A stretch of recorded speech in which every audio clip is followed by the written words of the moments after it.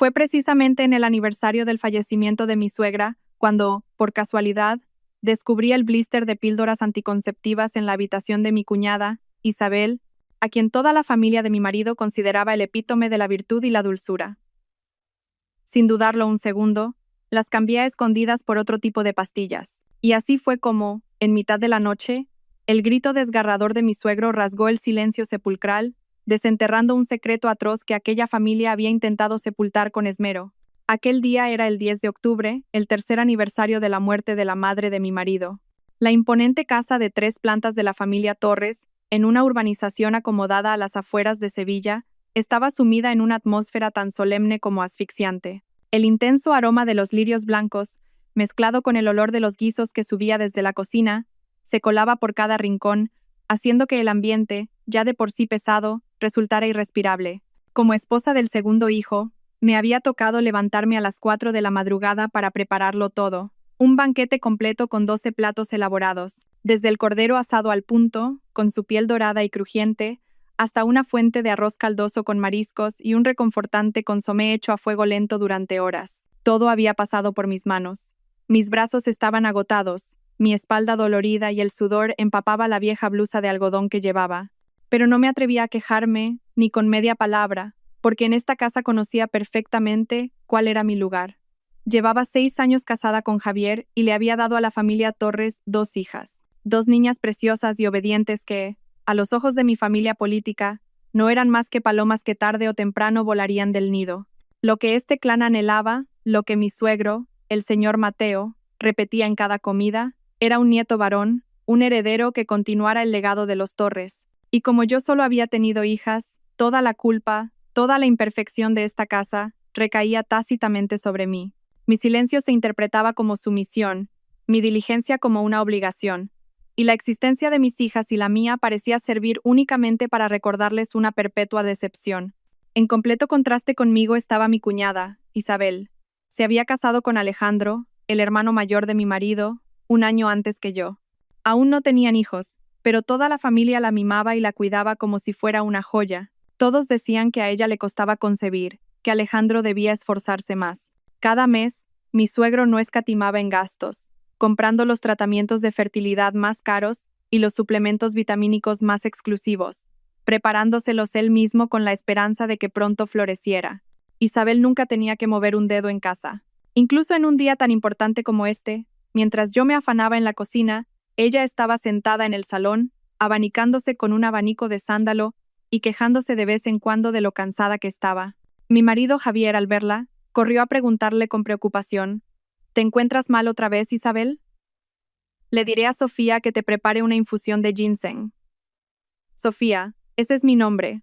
En esta casa, a veces sentía que no tenía nombre, solo un rol, una herramienta. Escuché a mi marido llamarme y sentí una punzada en el corazón, un nudo amargo en la garganta.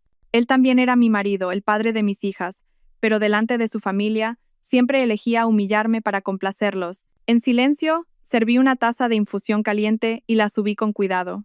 Isabel estaba apoyada en el hombro de Alejandro, con expresión cansada, pero en sus ojos brillaba una satisfacción difícil de ocultar. Al verme, frunció levemente el ceño. «Ay, Sofía, hueles tanto a aceite de la cocina, me cuesta un poco respirar». Me quedé paralizada, las manos que sostenían la taza temblaban sin control. Me había duchado y cambiado antes de subir, pero ni así podía escapar de su desprecio. Mi suegro, sentado en un imponente sillón de cuero tallado, al oírlo, carraspeó y soltó una frase fría como el hielo. Además de ser incapaz de dar un heredero, ahora molestas a los demás. Vaya inútil. Cada una de sus palabras era como una aguja clavándose en mi corazón. Me mordí el labio con tanta fuerza que noté el sabor metálico de la sangre, tratando de tragar las lágrimas que pugnaban por salir. Dejé la taza en la mesa, sin atreverme a mirar a nadie, y susurré: «Lo siento, ahora mismo bajo a la cocina». Me di la vuelta y, a mi espalda, todavía oía la voz melosa de Isabel. «Papá, no la regañes. Seguro que no lo hizo a propósito. Debo de estar yo demasiado sensible». La falsedad en su voz me provocó náuseas. Corrí a la cocina, cerré la puerta de un portazo y me apoyé en la pared, jadeando. Ya había soportado suficiente. 6 años, 6 largos años viviendo como una sombra en esta casa, cargando con la culpa de no poder concebir un hijo varón, mientras que la persona que debería sentir la mayor presión disfrutaba tranquilamente de todos los privilegios. Había llegado a pensar que quizás ese era mi destino, que ser nuera implicaba resignación. Pero hoy, mi paciencia había llegado a su límite. Justo en ese momento, entró mi marido. Me miró con cierta lástima. Sofía, no te tomes a pecho lo que ha dicho mi padre, solo está obsesionado con tener un nieto. Y intenta comprender a Isabel, ella también está bajo mucha presión. Levanté la vista y lo miré. Una sonrisa irónica se dibujó en mis labios. ¿Presión? ¿Tener a toda la familia sirviéndola, con tratamientos y cuidados constantes? ¿A eso le llamas presión? ¿Y yo? ¿Alguna vez has pensado en mi presión? Javier desvió la mirada. Venga, mujer, no es para tanto. Ah, Isabel dice que le duele un poco la cabeza. ¿Puedes subir a su habitación y cogerle el chal de seda de color coral que guarda en el armario junto a la cama? Tengo que ir a recoger a los tíos.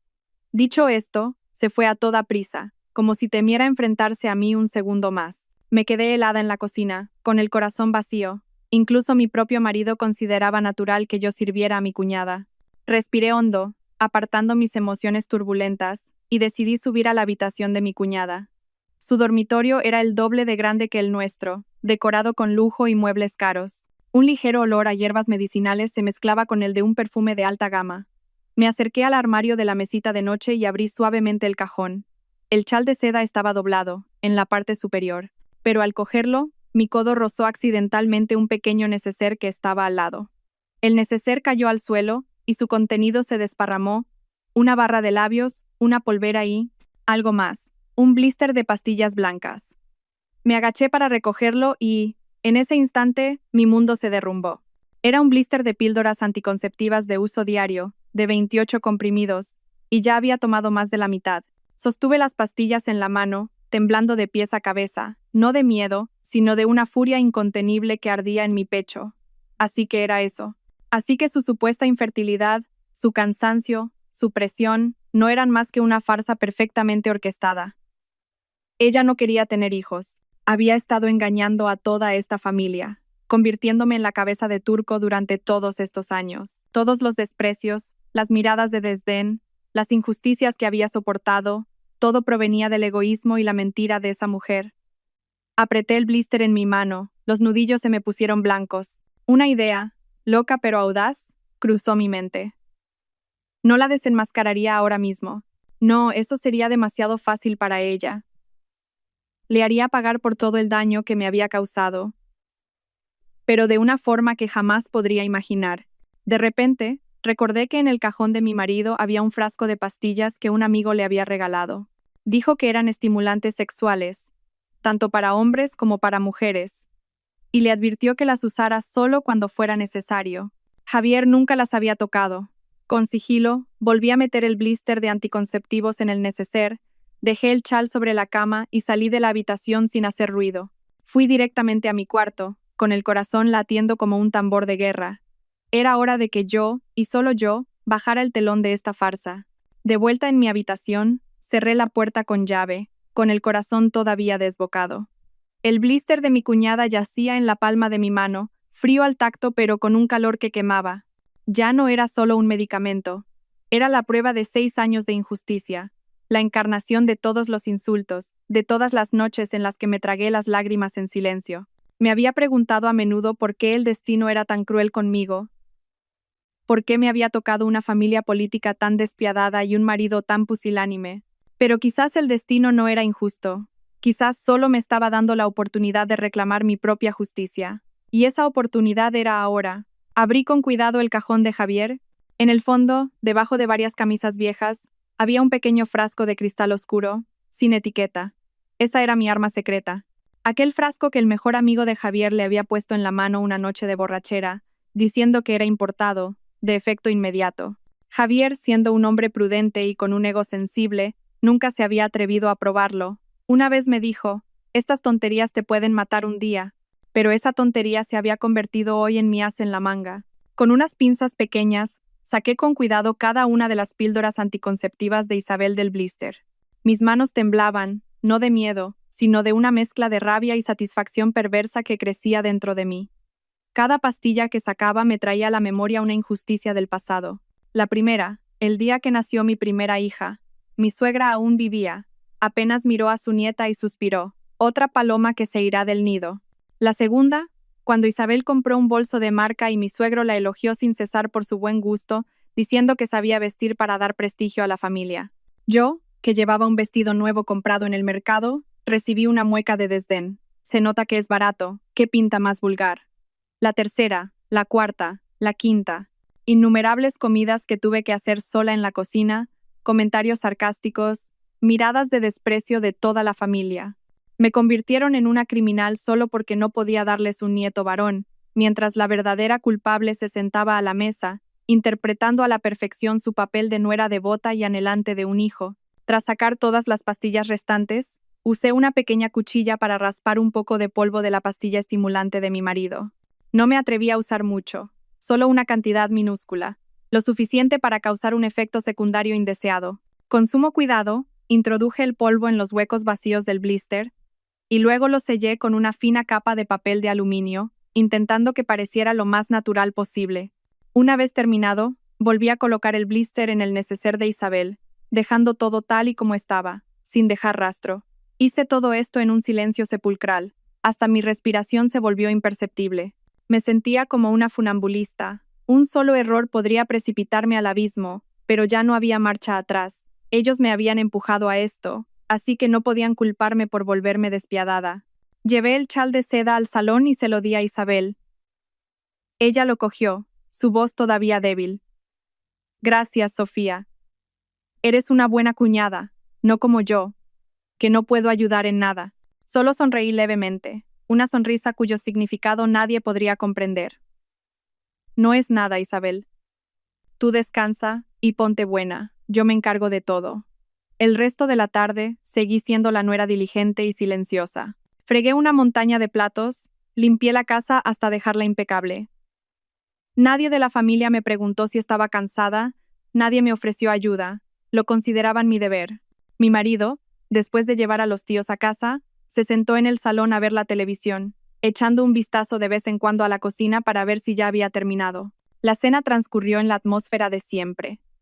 Mi suegro comenzó de nuevo con su sermón sobre el heredero. Los Torres hemos tenido primogénitos varones durante 3 generaciones. Si con Alejandro y Javier se rompe la tradición, no podré morir en paz. Lo decía mientras me miraba de reojo con una expresión de reproche. Yo simplemente agaché la cabeza y comí, fingiendo no oír. Isabel, por su parte, continuó con su actuación. No paraba de servirle comida a mi suegro, diciendo: «No te preocupes, papá, lo estamos intentando con todas nuestras fuerzas. Supongo que aún no ha llegado el momento». Observé aquella farsa y sentí ganas de reír a carcajadas. ¿Intentándolo? Sí, intentando tomarse la píldora anticonceptiva cada día. Esa noche, después de terminar de limpiar, subí a mi habitación. Mis 2 hijas ya dormían profundamente. Contemplé sus rostros inocentes y sentí una punzada de dolor. Precisamente por ellas, debía ser más fuerte. No podía permitir que crecieran en un entorno donde su madre era despreciada y pisoteada. No podía dejar que sintieran vergüenza por ser niñas. Las arropé con cuidado y me senté junto a la ventana, mirando el patio oscuro. El viento nocturno comenzó a soplar, trayendo consigo un escalofrío. Sabía que una tormenta estaba a punto de desatarse en esa casa. No sabía cuál sería el resultado, ni a qué me enfrentaría. Pero no me arrepentía. Lo que acababa de sembrar no era solo una pastilla, sino la mecha que estaba a punto de incendiar un castillo de mentiras. Y, por ironías del destino, la primera cerilla la encendería mi propio marido. ¿Saldría mi plan como esperaba? ¿O surgiría algún imprevisto? ¿Sería desenmascarada la farsa de mi cuñada? Esa noche apenas dormí. Yacía en la cama, junto a los ronquidos acompasados de Javier, pero mi mente estaba extrañamente despierta. Escuchaba cada sonido de la casa, el silbido del viento, el chasquido de una salamanquesa en la pared, el tic-tac monótono del viejo reloj del salón, sonidos familiares que de repente se habían vuelto inquietantes, como si presagiaran algo inminente. Me quedé así, con los ojos abiertos en la oscuridad, hasta que casi amaneció. Solo entonces, cuando los primeros rayos de sol se filtraron por la ventana, caí en un sueño ligero e intranquilo. A la mañana siguiente, todo parecía seguir su curso normal. Me levanté la primera, como siempre, para preparar el desayuno. Mi suegro ya estaba en la mesa, leyendo el periódico con su habitual semblante severo. Mi marido comió algo a toda prisa y se fue a trabajar. Solo había una cosa diferente. Mi cuñada Isabel bajó a desayunar con un rostro inusualmente radiante. Llevaba un vestido de seda de color rosa pálido, un maquillaje ligero y una sonrisa perpetua en los labios. Ya no parecía cansada ni abatida. Al verme, incluso me saludó alegremente. «Buenos días, cuñada. ¿Qué has preparado hoy que huele tan bien?» Me sorprendió un poco, pero le respondí con cortesía. «He hecho tostadas con tomate y jamón. Pruébalas, a ver si te gustan». Isabel se sentó y comió con ganas. Incluso se sirvió un trozo de tortilla de patatas, algo que nunca antes había hecho porque siempre se quejaba de que tenía demasiado aceite. Mi suegro, al verla, pareció muy contento. La miró con ojos llenos de esperanza. «Isabel, hija, hoy pareces mucho más animada. ¿Será que las vitaminas que te compré están haciendo efecto?» Isabel sonrió, lanzando una rápida mirada a su marido, Alejandro, antes de responder. «Sí, papá, supongo que en parte sí. Pero lo más importante es tener el ánimo alto. Últimamente, mi marido y yo estamos más unidos». Al decir esto, sus mejillas se sonrojaron de forma extraña. Alejandro, a su lado, pareció un poco incómodo, tosió y se apresuró a servirle más café a su mujer. Observé la escena con una extraña sensación. Parecía que mis vitaminas ya habían empezado a surtir efecto. Reprimí la sonrisa que amenazaba con aparecer en mis labios y me concentré en mi desayuno. En mi interior, una mezcla de emociones bullía, un poco de nerviosismo, un poco de regocijo y mucha curiosidad por lo que sucedería a continuación. Sabía que estaba jugando una partida peligrosa, en la que no solo apostaba mi propio bienestar, sino también el futuro de mis hijas. Después del desayuno, Isabel incluso me tomó del brazo y me susurró. «Oye, Sofía, gracias por encargarte de todo ayer. No me encontraba muy bien y no pude ayudar. ¿Qué te parece si esta tarde vamos de compras?» Como agradecimiento, invito yo. Me quedé de piedra. Era la primera vez en 6 años que Isabel me invitaba a salir. Antes, o me ignoraba o solo se dirigía a mí para darme órdenes. Este cambio tan repentino me hizo sospechar. ¿Sería otra de sus trampas o simplemente estaba de muy buen humor? Dudé un momento, pero acabé aceptando. Quería ver qué demonios tramaba. Esa tarde, Isabel me llevó a uno de los centros comerciales más lujosos de la ciudad. Me arrastró de una tienda de diseño a otra, comprando sin mirar el precio. Se compró varios vestidos de marca, unos zapatos de tacón carísimos y un set completo de cosméticos de alta gama. Luego se volvió hacia mí y dijo generosamente, «Sofía, elige lo que quieras, hoy invito yo». Aunque sorprendida, solo escogí una simple blusa de lino. No quería aceptar nada de ella. Mientras yo estaba en el probador, Isabel se sentó a esperar, enviando mensajes con su móvil y sonriendo sin parar. Su expresión era extraña, una mezcla de la timidez de una adolescente enamorada y la satisfacción de una victoria. La observé y una duda se apoderó de mí. Algo no cuadraba. Su cambio era demasiado brusco. No parecía una mujer que estuviera luchando por concebir, sino alguien inmerso en una relación ilícita. Recordé las veces que la había visto hablar por teléfono a escondidas, las veces que decía que iba a ver a una amiga y volvía tardísimo con una expresión extraña. Antes pensaba que era solo parte de su carácter peculiar. Pero ahora, atando cabos, me di cuenta de que su secreto quizás no se limitaba a unas píldoras anticonceptivas. Mientras divagaba, escuché sin querer la conversación de 2 dependientas que estaban cerca.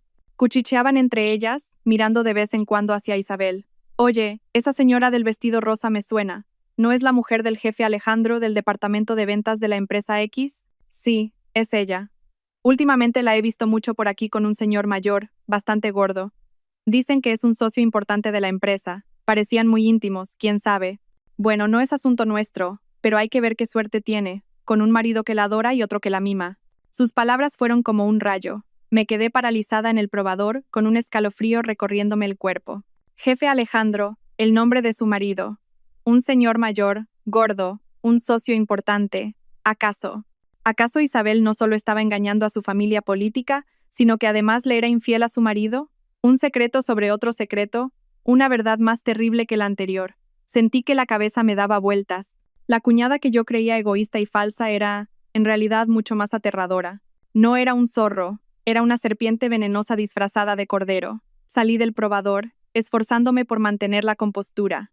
Miré a Isabel, que seguía absorta en su teléfono, y en mi mente, el plan de venganza comenzó a tomar un nuevo rumbo, uno mucho más cruel e inesperado de lo que había previsto. Las pastillas que había cambiado quizás no solo servirían para desenmascarar su mentira sobre los hijos, podrían ser el detonante de una bomba mucho mayor. Una bomba capaz de destruir no solo a ella, sino también el falso honor de toda esta familia. ¿Eran mis sospechas ciertas? Y si lo eran, ¿quién era el misterioso socio de mi cuñada y qué papel jugaba en toda esta farsa? La tarde de compras terminó en un ambiente tenso y forzado. Me esforcé por actuar con normalidad, pero las palabras de las dependientas resonaban sin cesar en mi cabeza. Isabel, sumida en su propia felicidad, no pareció notar mi extrañeza.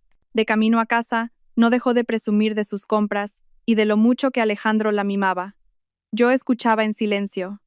Cada palabra que salía de su boca aumentaba el desprecio que sentía por ella.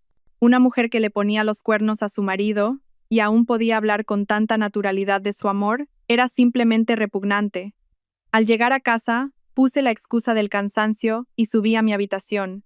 Necesitaba un momento de calma para ordenar mis pensamientos. Sentada en la cama, miré por la ventana, tratando de unir todas las piezas del rompecabezas. Las píldoras anticonceptivas, el cambio repentino de actitud de Isabel, la conversación de las dependientas, todo apuntaba en una misma dirección. Isabel mantenía una relación extramatrimonial, pero ¿quién era él y por qué se atrevía a hacer algo tan grave bajo las narices de una familia que valoraba el honor y la apariencia por encima de todo?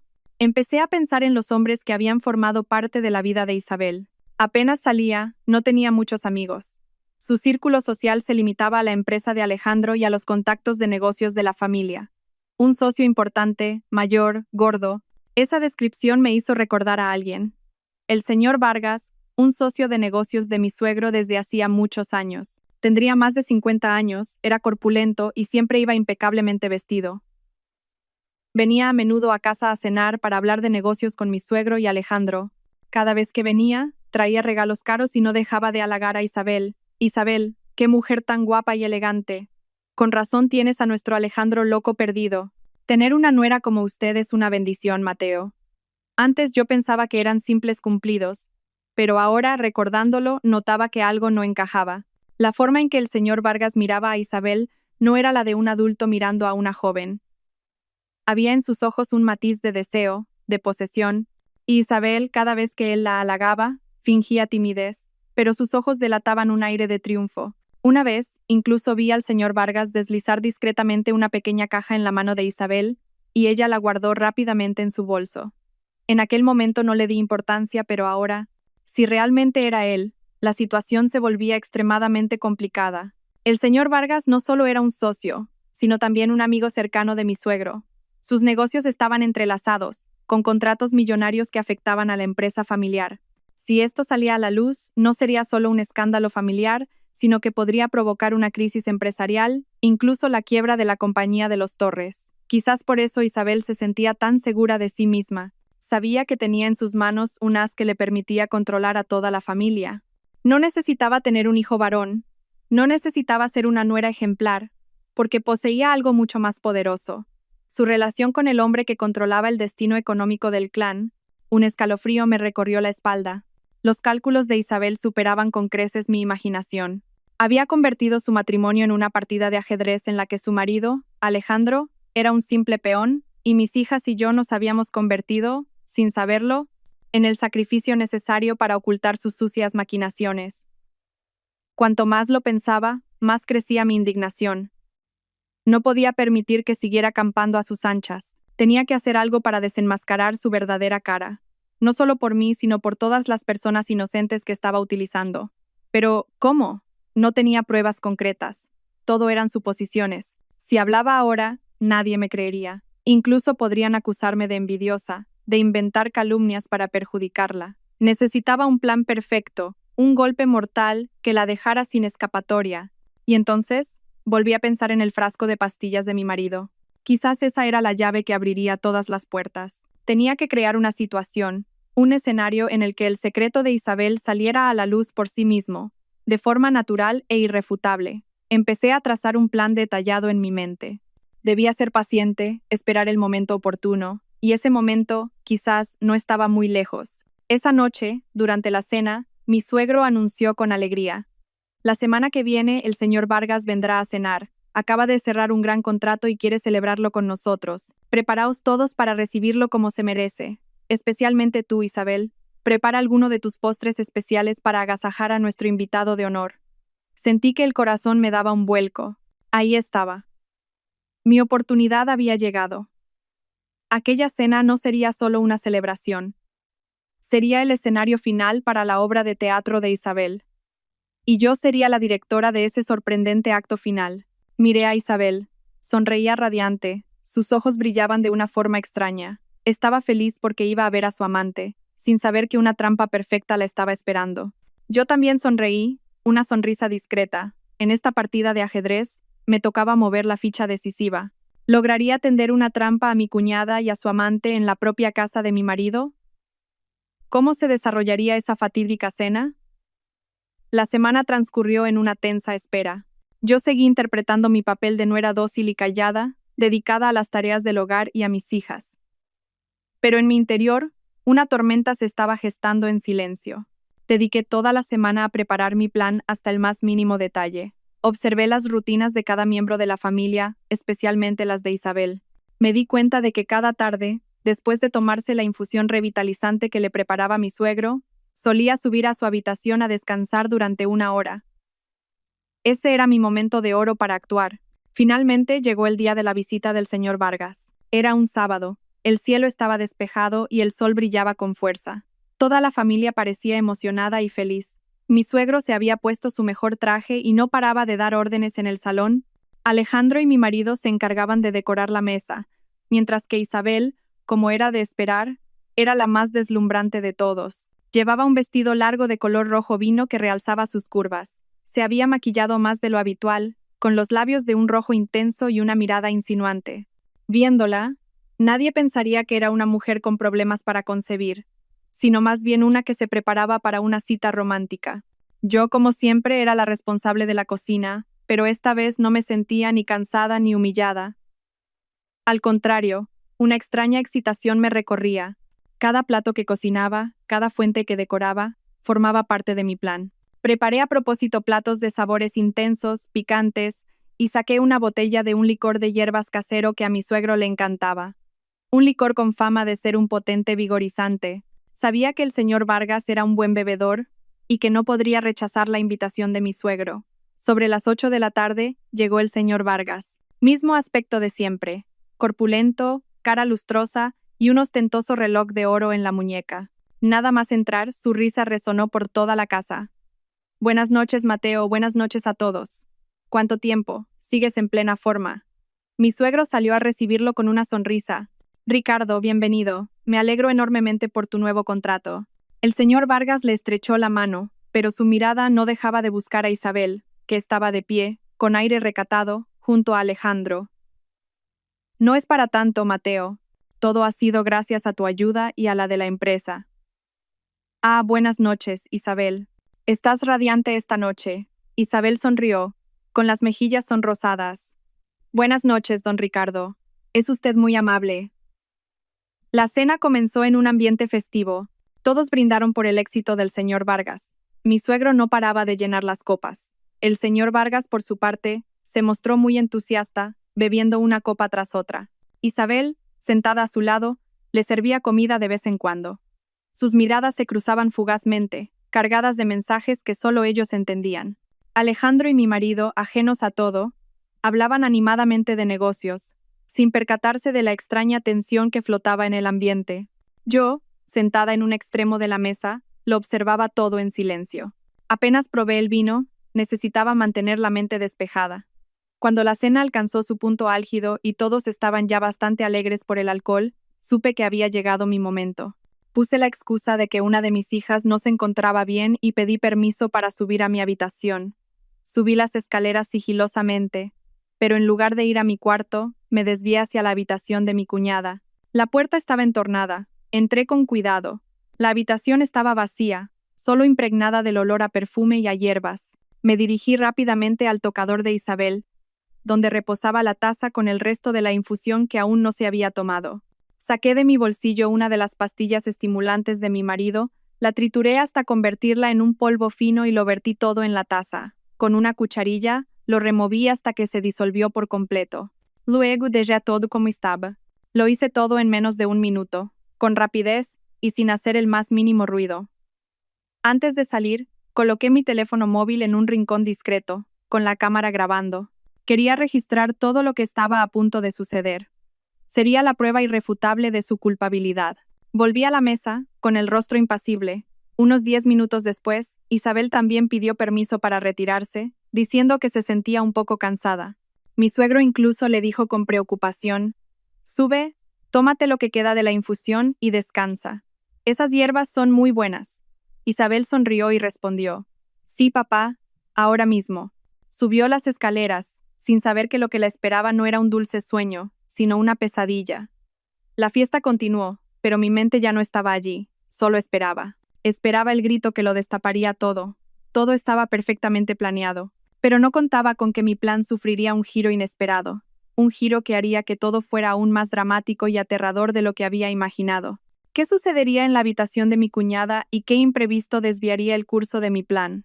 El tiempo pasaba lentamente, pesado como el plomo. Abajo, las risas y los brindis continuaban, pero para mí solo eran el telón de fondo de un silencio aterrador que se había apoderado del piso de arriba. Permanecí sentada, rígida, con las manos entrelazadas bajo la mesa. Un sudor frío me perlaba la frente, y el corazón me latía con tanta fuerza que temía que los demás pudieran oírlo. Pasaron 10 minutos, luego 20, y nada. El silencio prolongado comenzó a inquietarme. ¿Habría sido la dosis demasiado baja? ¿O quizás Isabel había descubierto algo y no se había tomado la infusión? 1000 preguntas se agolpaban en mi mente, dejándome casi sin aliento. Justo cuando empezaba a desesperarme, ocurrió algo inesperado. Mi suegro, después de beberse varias copas más de licor, se levantó de repente y tambaleándose dijo: «Uf, siento un calor. Debe de ser este licor tan fuerte. Con su permiso, voy a subir a descansar un rato. Ustedes sigan, por favor». El señor Vargas, también afectado por el alcohol, intentó retenerlo. «Pero Mateo, ¿ya te retiras? Siéntate y tómate otra copa». Pero mi suegro apartó su mano. «No, de verdad, no me encuentro bien. La edad no perdona. Alejandro Javier, atended bien a nuestro invitado». Dicho esto, se dirigió hacia las escaleras. Observé su espalda encorvada y un mal presentimiento se apoderó de mí. Mi suegro también subía, al mismo piso donde Isabel estaba sola en su habitación. No, no podía ser. Intenté desechar esa idea descabellada. Seguramente iría a su propia habitación. Pero entonces, un pequeño detalle me hizo dudar. La habitación de mi suegro estaba al final del pasillo, a la izquierda, mientras que la de mi cuñada estaba justo al principio, a la derecha, y vi claramente cómo mi suegro giraba, a la derecha. Me quedé helada. Una verdad horrible, que nunca me había atrevido a imaginar, se materializó ante mis ojos. ¿Y si el amante secreto de Isabel no era el señor Vargas, sino mi propio suegro? Me negaba a creerlo. Era demasiado repugnante, demasiado perverso. Un suegro que siempre predicaba moralidad, que valoraba el honor de la familia por encima de todo. ¿Cómo podía cometer un acto de incesto? ¿Y Isabel, una nuera? Traté de calmarme. Quizás me había equivocado, quizás se había confundido de habitación por la borrachera, pero mi intuición me decía que algo terrible estaba ocurriendo allí arriba. No podía quedarme de brazos cruzados. Tenía que subir a comprobarlo. Con la excusa de ir al baño, me levanté de la mesa. Subí las escaleras de puntillas, como un gato. Cuanto más me acercaba a la habitación de mi cuñada, más claros oía unos sonidos extraños. No eran gritos, sino gemidos, jadeos y los susurros de un hombre y una mujer. «Isabel, eres maravillosa. Papá, más bajo. Nos van a oír». Sentí que el mundo se me venía encima. Eran sin duda las voces de mi suegro y de Isabel. La realidad era mucho más espantosa de lo que había imaginado. No solo eran amantes, sino que estaban cometiendo ese acto depravado en su propia casa, el mismo día del aniversario de la muerte de mi suegra. Una oleada de náuseas me subió por la garganta. Tuve que taparme la boca para no vomitar. Rabia, asco, desprecio, todas esas emociones se mezclaron, llevándome al borde de la locura. Y entonces, tal y como había previsto, los efectos de la pastilla comenzaron a manifestarse. Los gemidos se hicieron más fuertes, más desesperados, y de repente, un grito desgarrador de mi suegro rompió el silencio. «¡Ah! ¡Ayuda! Mi corazón!», seguido del grito aterrorizado de Isabel. «Papá, papá, ¿qué te pasa? Ayuda, por favor». El caos se apoderó de la casa. Todos los que estaban abajo oyeron los gritos y subieron corriendo. Alejandro y mi marido fueron los primeros en llegar. Al abrir la puerta se encontraron con una escena dantesca. Mi suegro yacía en el suelo, retorciéndose de dolor, con la mano en el pecho, el rostro amoratado y espuma en la boca. A su lado, Isabel estaba arrodillada, cubierta solo con un fino batín, el pelo revuelto y el rostro pálido como la cera. «Papá, ¿qué te ha pasado?», gritó Alejandro corriendo a socorrerlo. «Llama a una ambulancia, rápido», le dijo a mi marido. El señor Vargas y los demás invitados también subieron. Se quedaron paralizados en la puerta, sin poder creer lo que veían. Un suegro sufriendo un infarto en la habitación de su nuera, en unas circunstancias inexplicables. Todas las miradas se clavaron en Isabel, llenas de sospecha y juicio. Ella solo sabía balbucear y llorar. Yo no sé, papá. Entró en mi habitación y... De repente se puso así. En medio del caos, yo era la única que mantenía la calma. Me quedé en un rincón, observándolo todo. Miré mi teléfono, todavía grabando en la esquina. Todo había quedado registrado, de forma clara e irrefutable. El telón de la farsa de Isabel y mi suegro por fin había caído. Pero nunca imaginé que el final sería tan sangriento y trágico. La ambulancia llegó y se llevaron a mi suegro en estado crítico. Toda la familia se fue con él. La casa quedó de repente vacía y silenciosa. Solo quedábamos los invitados, confusos, y yo. El señor Vargas se acercó, con una mirada inquisitiva. «Sofía, ¿qué ha pasado exactamente?». Yo solo negué con la cabeza, con una expresión inocente. Yo tampoco lo sé. Solo oí los gritos y subí corriendo. Por supuesto, yo lo sabía todo, pero aún no era el momento de revelar la verdad. Tenía que esperar a que la bomba que había colocado estallara con toda su fuerza. Y sabía que ese momento no tardaría en llegar. ¿Sobreviviría mi suegro? ¿Y qué terremoto provocaría el video que había grabado en aquella familia? El hospital se convirtió en el segundo acto de la tragedia familiar. La luz blanca y fría del pasillo de urgencias iluminaba rostros descompuestos por el pánico. Alejandro caminaba de un lado a otro, mesándose el pelo, murmurando.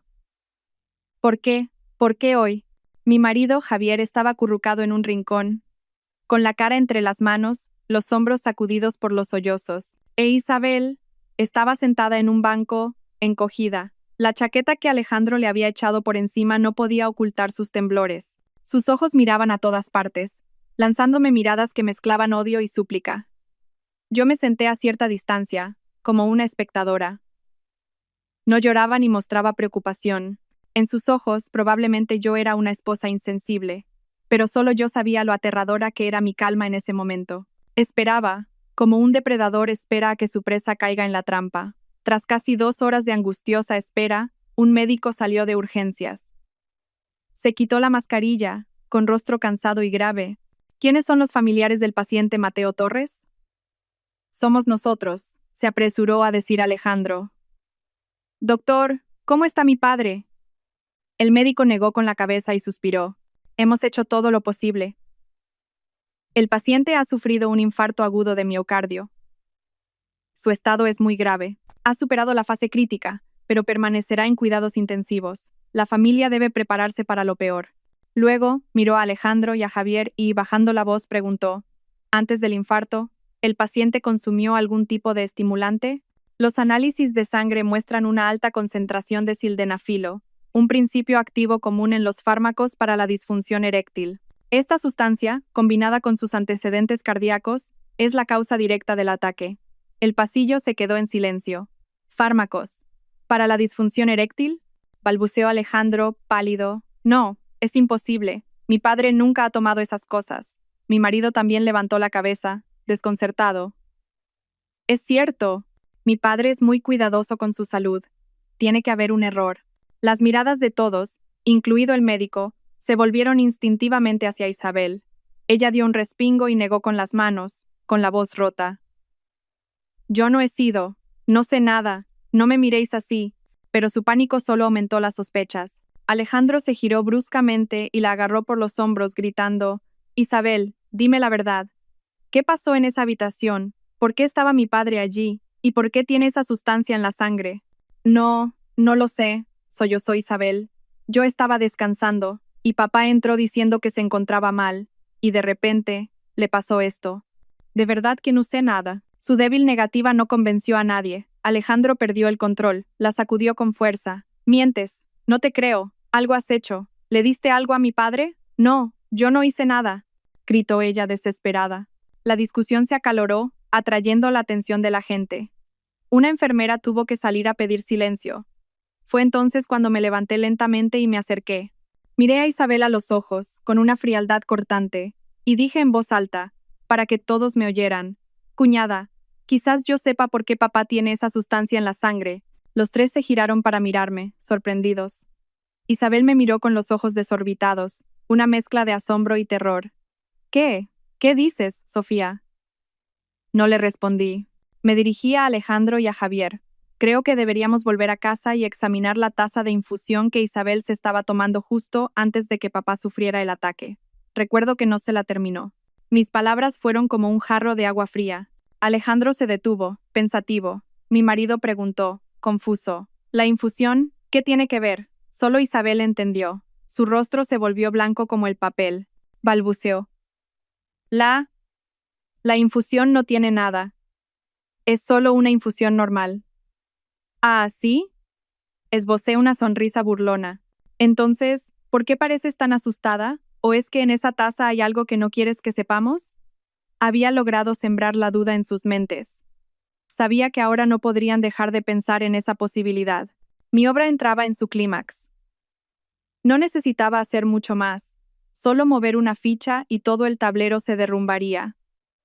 Quería ver hasta dónde llegaría la actuación de Isabel cuando se enfrentara a una prueba irrefutable. ¿Me harían caso y volverían a casa a comprobar la taza? ¿Y qué horrible secreto se revelaría cuando lo hicieran? Mi sugerencia fue como una piedra lanzada a un lago en calma, creando ondas de sospecha. Alejandro, sumido en la rabia y la confusión, se aferró a ella como a un salvavidas. ¿Qué quieres decir, Sofía? ¿Sospechas que alguien puso algo en la infusión de Isabel? No afirmé ni negué. Hablé con ambigüedad, con un tono de preocupación. No lo sé, solo me parece todo una extraña coincidencia. Papá entra en la habitación de mi cuñada y sufre un ataque, y el médico dice que tiene una sustancia extraña en la sangre. Solo temo que algún desalmado se haya aprovechado de que había tanta gente en casa para hacernos daño. Mis palabras desviaron hábilmente la sospecha, poniéndome a mí en una posición ventajosa. Me convertí en la cuñada observadora, preocupada por la seguridad de la familia, en lugar de la conspiradora. Mi marido, al oírme, asintió. Mi mujer tiene razón. Hoy había mucha gente extraña en casa. Solo Isabel sabía mis verdaderas intenciones. Me miró con furia, pero no podía hacer nada. No podía oponerse a que revisaran la taza. Sería como declararse culpable. Solo pudo intentar defenderse débilmente. ¡Qué tontería! No empecéis a imaginar cosas. Pero ya era tarde. Alejandro había tomado una decisión. No, hay que volver a casa y comprobarlo. Esto no puede quedar así. Se volvió hacia mí. Sofía, quédate aquí vigilando a mi padre. Javier y yo iremos a casa ahora mismo. No, gritó Isabel, agarrando la mano de su marido. Yo también quiero ir. No puedo quedarme aquí sola. Tenía miedo. Temía que si me quedaba a solas con mi suegro, yo pudiera decir algo que la perjudicara. Pero su pánico solo aumentó las sospechas de Alejandro. Él apartó su mano con frialdad. Tú te quedas aquí. Hasta que no se aclare todo, no te mueves. Dicho esto, él y mi marido salieron a toda prisa del hospital. Isabel los vio marchar, temblando. Se giró hacia mí, con los ojos llenos de odio y desesperación. Tú, ¿qué has hecho? Me has tendido una trampa. Me encogí de hombros, con aire inocente. No sé de qué hablas. Solo quiero que se sepa la verdad para limpiar el nombre de nuestra familia. Sabía que esta partida ya la tenía medio ganada. Cuando Alejandro y Javier llegaran a casa, encontrarían la taza de infusión en el tocador, y cuando la llevaran a analizar, la verdad saldría a la luz. Isabel no podría negar que contenía un estimulante sexual, y entonces, todas sus explicaciones carecerían de sentido. Sola en el pasillo del hospital, frente a mi cuñada temblorosa, sentí un profundo agotamiento. No sentía alegría ni satisfacción, solo un vacío inmenso. Recordé los años pasados, los años de humillación e injusticia. Recordé el día que di a luz a mi segunda hija.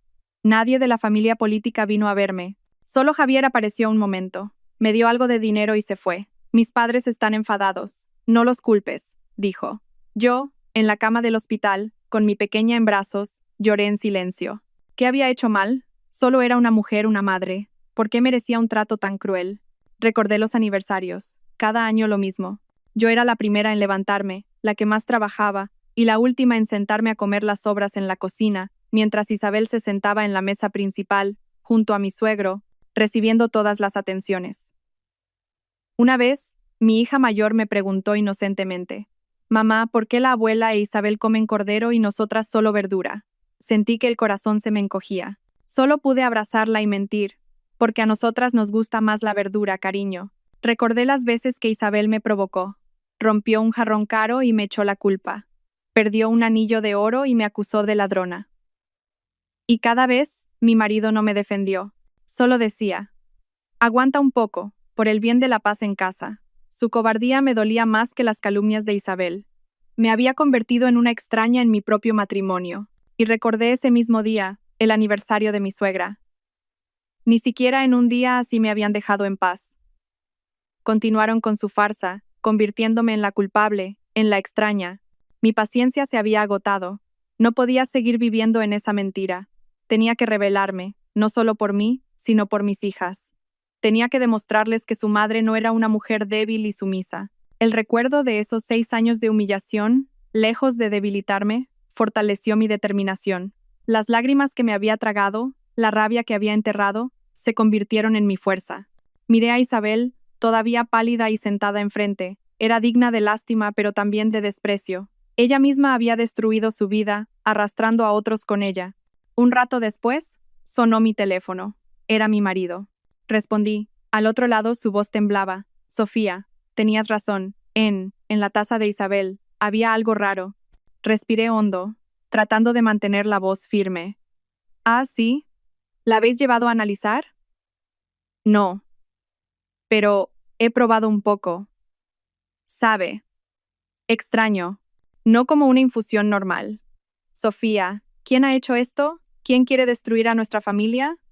Guardé silencio un momento y luego dije lentamente, no saques conclusiones precipitadas. Quizás la persona que crees que es la víctima sea en realidad la culpable. Mis palabras sembraron en él una duda aún mayor.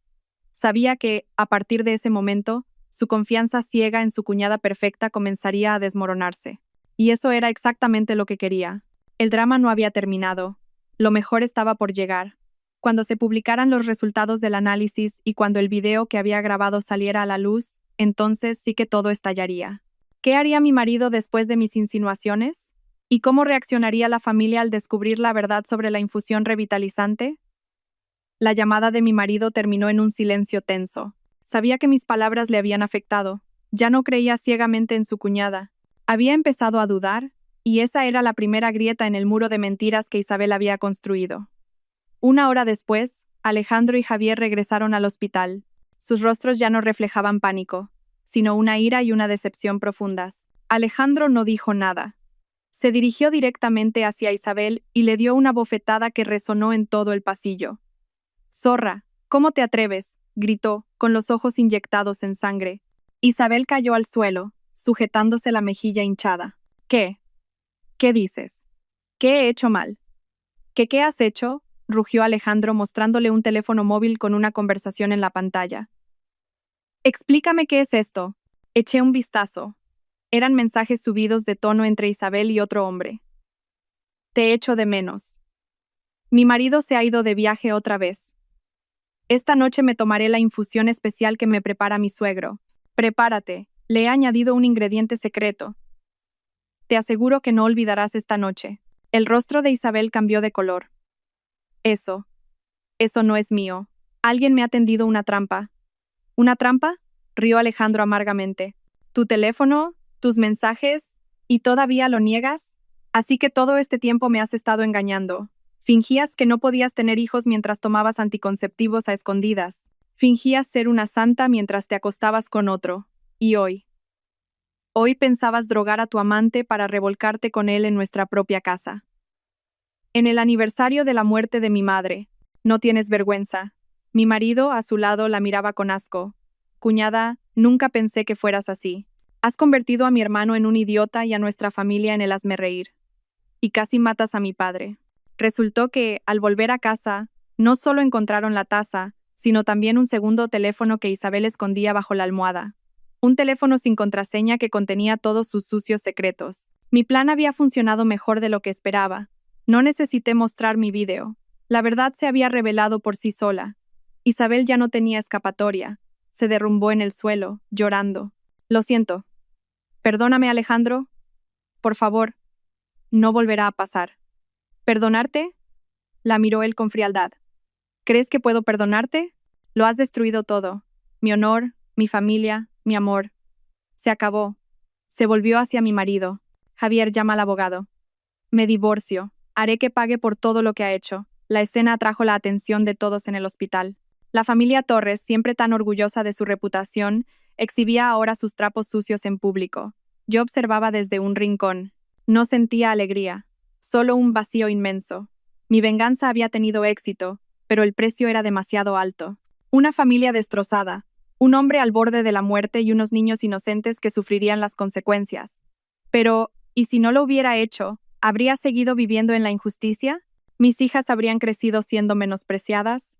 ¿Isabel habría seguido engañando a todos? Quizás este final doloroso era necesario, como una cirugía que, aunque dolorosa, extirpa un tumor maligno. En ese momento, el médico volvió a salir. El paciente ha recuperado la conciencia, pero tengo que informarles de algo. Después de revisar los análisis y los mensajes que me han mostrado, sospechamos que esto no ha sido un simple infarto. Hay indicios de un delito de lesiones, incluso de intento de homicidio. Hemos informado a la policía. Vendrán a tomar declaración. Sus palabras fueron como una segunda bomba. ¿La policía?, susurró Isabel, sin una gota de sangre en el rostro. No esperaba que sus actos la llevaran no solo al divorcio, sino también ante la justicia. Mi partida de ajedrez había terminado, pero el resultado final ya no estaba en mis manos, sino en las de la ley, y sabía que el castigo para Isabel sería mucho más severo de lo que yo había planeado. ¿A qué sentencia se enfrentaría mi cuñada y cómo cambiaría la vida de mi familia política después de este terremoto? La llegada de la policía llevó el drama a su punto culminante. 2 agentes uniformados entraron con semblante serio, haciendo que el ambiente, ya tenso, se volviera irrespirable. Nos pidieron a todos los implicados, Alejandro, Javier, Isabel y yo, que pasáramos a una sala para tomar declaración. Bajo la luz fluorescente, todas las mentiras quedaron al descubierto. Isabel, enfrentada a las preguntas incisivas de la policía y a pruebas irrefutables, finalmente se derrumbó y lo confesó todo. Su amante era, en efecto, el señor Vargas. Su relación duraba casi 2 años. Él le había prometido una vida de lujo e incluso divorciarse para casarse con ella. Por eso, ella tomaba anticonceptivos en secreto y buscaba la manera de sacar dinero de la familia. La noche de los hechos, después de citarse con Vargas, puso el estimulante en la infusión con la intención de pasar la noche con él, pero no contaba con que su suegro entrara en la habitación. En su pánico, accidentalmente, le dio a beber la taza a él. Insistió en que no fue intencionado, que todo fue un accidente. Pero su declaración tenía una gran laguna. Mi suegro, al recuperar la conciencia, contó a la policía una verdad aún más terrible. Dijo que él no había entrado por error. Sabía desde hacía tiempo de la relación entre su nuera y Vargas. La había advertido varias veces, pero ella, lejos de arrepentirse, lo había amenazado. Le dijo que si hablaba, ella lo contaría todo, destruyendo el honor de la familia y llevando la empresa a la quiebra, ya que Vargas retiraría toda su inversión. Esa noche, al ver el comportamiento extraño de su nuera, decidió enfrentarla. Entró en su habitación para pedirle explicaciones, pero ella, astutamente, le ofreció la infusión, diciendo: «Tome, papá, para que se relaje, y luego hablamos». Él, sin sospechar nada, se la bebió de un trago. Y entonces ocurrió la tragedia. La declaración de mi suegro lo cambió todo. Isabel ya no era una víctima accidental, sino una conspiradora. Su acto no fue un descuido, sino un delito de lesiones con agravantes, posiblemente con la intención de silenciarlo. Frente a la declaración de su suegro y las pruebas, Isabel se vino abajo. Lloró y suplicó, pero ya era tarde. La policía decidió abrir una investigación y detenerla. El día que se la llevaron esposada, mi familia política se quedó paralizada. Alejandro, el hombre que tanto la había amado, solo pudo mirar cómo se la llevaban, con la mirada vacía. Lo había perdido todo: amor, confianza y honor. Mi marido Javier no se atrevía a mirarme.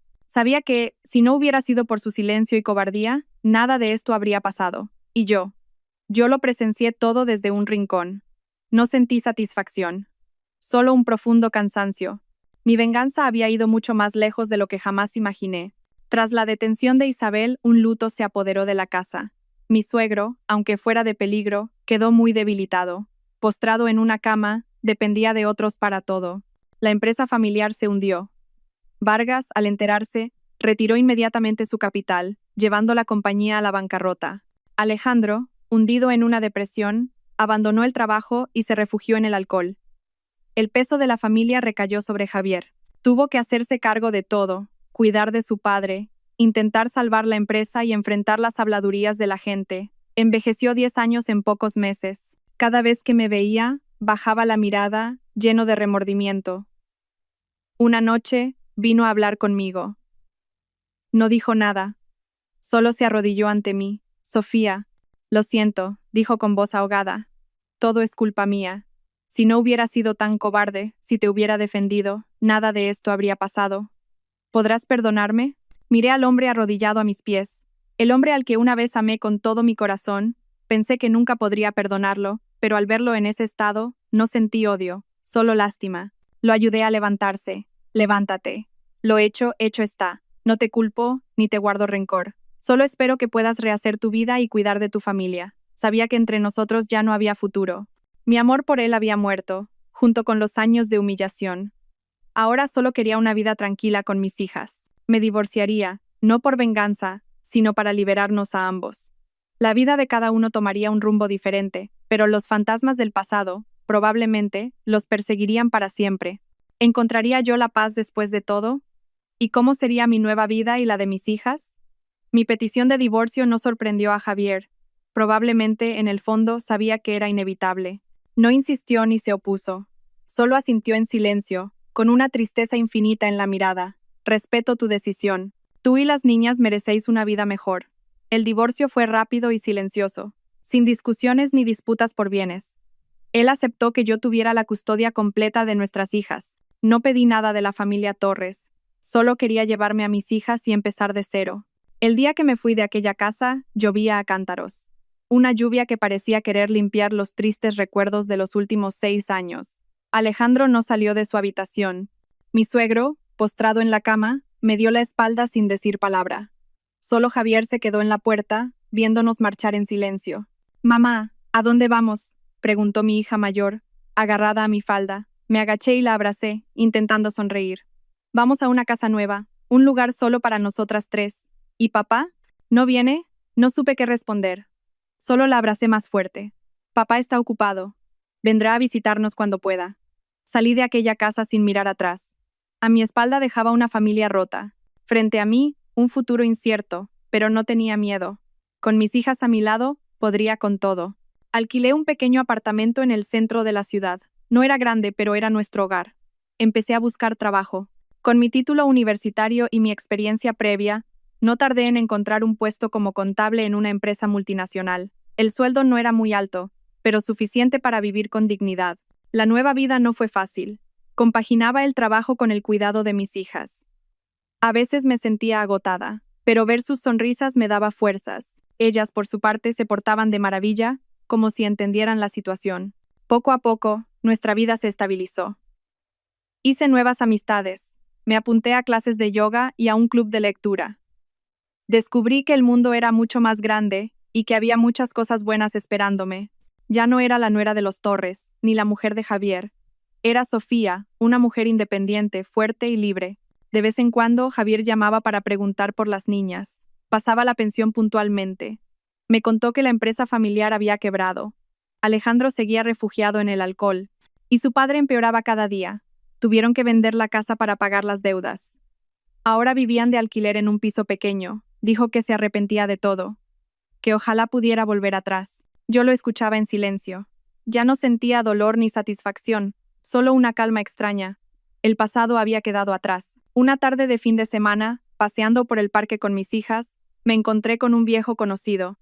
Era Daniel, un compañero de la universidad que una vez estuvo interesado en mí. Seguía igual, con la misma mirada amable y cálida. Nos invitó a un helado. Pasamos una tarde agradable. Me contó que seguía soltero. Había estado estudiando en el extranjero y acababa de volver. Dijo que nunca me había olvidado.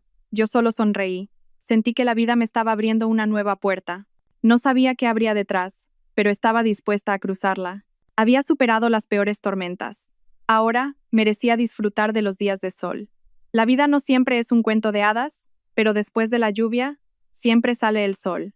Y yo creía que, al final del camino, la felicidad me estaba esperando. Me abriría un nuevo amor, me sonreiría por fin la felicidad a mí y a mis hijas. Aquel encuentro casual con Daniel se convirtió en un punto de inflexión. Al principio solo lo veía como un viejo amigo, pero poco a poco, su sinceridad y su calidez se abrieron paso en mi corazón helado. Daniel no era como Javier, no tenía una apariencia deslumbrante ni palabras grandilocuentes, solo un corazón honesto y un hombro en el que apoyarse. Siempre estaba ahí para escucharme, jugaba con mis hijas como si fueran suyas y se convirtió, de forma natural, en parte de nuestra pequeña familia. Mis hijas lo adoraban. Verlas reír a su lado me llenaba de una calidez que había olvidado. Pero yo dudaba. La herida de mi matrimonio roto aún no había cicatrizado del todo. Tenía miedo de volver a sufrir. Una noche, Daniel me confesó sus sentimientos. Sofía, sé por lo que has pasado, pero quiero que sepas que te amo. Te amo por ser la mujer fuerte y maravillosa que eres. Y amo a tus hijas. Dame una oportunidad para cuidaros. No pude contener las lágrimas. Por primera vez en muchos años me sentí amada y valorada. Asentí, llorando de felicidad. Nuestra boda fue una celebración sencilla y emotiva. Nos mudamos a una casa más grande, con un pequeño jardín. La vida se volvió tranquila y feliz. Daniel era un marido y un padre excepcional. Me sentía segura, protegida. Un día, recibí la noticia de que Isabel había salido de la cárcel antes de tiempo por buen comportamiento. Había cumplido 4 años por sus crímenes. Se marchó lejos, a empezar de nuevo. Nadie supo más de ella. Alejandro, con el tiempo, logró superar su depresión y encontró un nuevo trabajo. Vivía solo, en silencio. La familia Torres estaba completamente arruinada. Mi suegro había fallecido. Javier, tras la quiebra, trabajaba en lo que podía, solo y arrepentido. Escuchaba estas noticias con una calma total. Todo el rencor se había desvanecido. Solo deseaba paz para mi nueva familia. Una tarde, recibí una carta sin remitente. La letra era temblorosa, pero la reconocí. Era de Isabel. Sofía, cuando leas esto, probablemente yo ya no esté en este mundo. Sé que no tengo derecho a pedirte perdón. He pagado por mis pecados con la cárcel y una vida de soledad. La vida me ha enseñado que lo más valioso no es el dinero, sino el amor y el perdón. Supe que cuidaste de Javier en sus últimos días. Gracias por mostrarme lo que es la bondad. No espero que me perdones, solo quería pedirte disculpas y desearte toda la felicidad que mereces. Adiós. Isabel, leí la carta con lágrimas en los ojos. No de pena, sino de emoción. Finalmente, había encontrado la paz. Guardé la carta como un recordatorio. El odio solo trae dolor. Solo el amor y el perdón pueden sanar las heridas. Mi vida, después de tantas tormentas, había encontrado su remanso. La felicidad no estaba en la venganza, sino en la capacidad de perdonar, de amar y de ser amada. Y ese, para mí, era el final más perfecto de todos.